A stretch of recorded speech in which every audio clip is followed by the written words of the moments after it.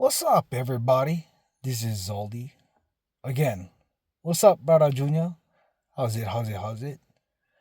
This is session 3, and this is for CYA. You know what that stands for? Cover Your Okole. Plus, all these sessions help me when I help you, so I'm going to try to help you out as much as possible. This session number 3, I gotta cover some interesting and important stuff. Small kind weaving patterns between the book, Alan Carr's Easy Way to Quit Smoking, and Neurolinguistic Programming, or NLP. Because of what I just said, NLP, I gotta bring you back when I was reading the book. So, rewind. I remember reading this book last year, and something mega major would happen. After 34 years, I smoked my last cigarette 2 days after I finished the last word of the book. So, if you don't understand, 2 days after I finished the book, the last word of this book, that's when I smoked my last cigarette. That's the mega major right there. Get plenty more details of that process of me quitting in future sessions. But for now, what you need to know is that I went completely quit. I knew it was permanent, and because of that, ever since that day, I was obsessed on how that a book, would easily make me quit. You'd be ultra curious too, because 34 years of smoking, I tried for quit only 2 times. First time was for 24 hours when I was about 21 years old. That was pretty rough. And one other time when I was by myself. And, of course, that's safer for everybody else. I was by myself for work, TDY. I had to go, I was in Cambodia. I was in my hotel for that week. I quit for a massive, whopping 72 hours, 3 whole days. That was super nuts. I remember crouching in the fetal position on the ground, squirming, struggling, making painful groans from deep down in my gut, going, ugh, ugh. Pretty sad, but was pretty hardcore. I survived it and did quit for those 3 days.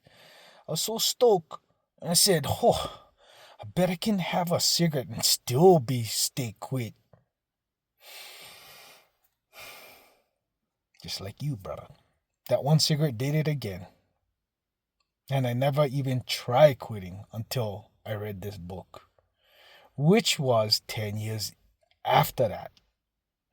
After reading this book, for sure, wasn't the same. Needless to say, I am for the last 9 months quit and still going and still getting cleaner and clearer.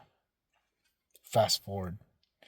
I started to see the magic behind this book and saw that this book helped choke people.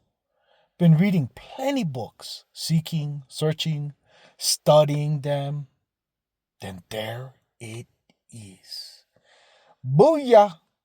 It uses principles aligned with core NLP concepts. Big time. I've had a few books that go deeper after you quit smoking, and we both can go over how it did it.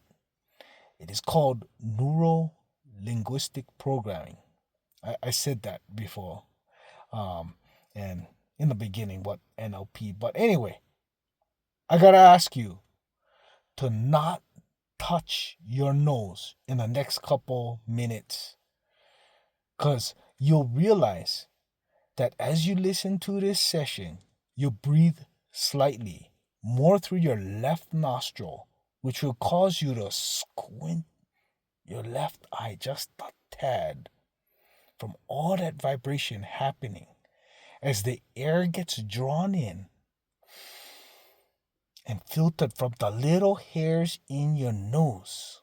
I gotta ask real quick to not touch your nose or not touch your eye for now, almost pow. Because you become aware of the tiny dried up boogers at the end of those hairs, and you try very hard not to agitate it by breathing out hard or squeezing your nose with your left thumb and pointer finger.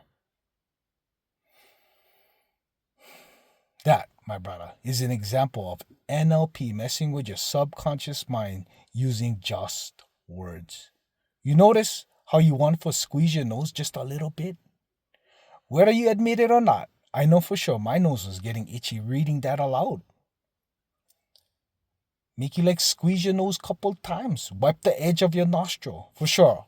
All that happens just by careful choice of words. That's why I'm going to share my thoughts and insights without infringing on any copyright or fair use laws. I won't be reproducing large sections of the book or giving away its core method. Instead, I'll be discussing the ideas and how they relate to NLP using NLP. Now, here's my segue about this copyright stuff. I want to take a quick kick to the thigh of this copyright and fair use laws. I have a few questions and personal statements. How far back does this copyright and fair use reference original material? Does copyright go to how letters are written, like Latin script, the same letters you and I use for read and write? Who owns the copyright to Latin script?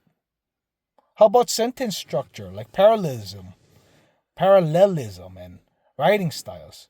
How about the English words, language, communication methods? Webster's dictionary should be banking if that is the case. Buddha quoted all the time. Jesus and the Bible quoted on all social platforms. Who is copyright on that? The sentence and ideas. Original thought is so rare. We're about to see how rare it is as soon as more papers, books, and thought processes become distributed into a collaborative source of all available sources. We'll discover that everybody owes somebody something for borrowing from here and there, or the one who squawks the most about their stuff being stolen and wants money is when attention goes their way. At the same time, I'm not condoning theft, but copyright and fair use can be interpreted for or against the plaintiff or defendant. Just like statistics, I can paint the picture any way I want, depending on what my agenda I am trying to push. Whew. Got that off my chest. Thank you, my brother, for hearing me vent small kind.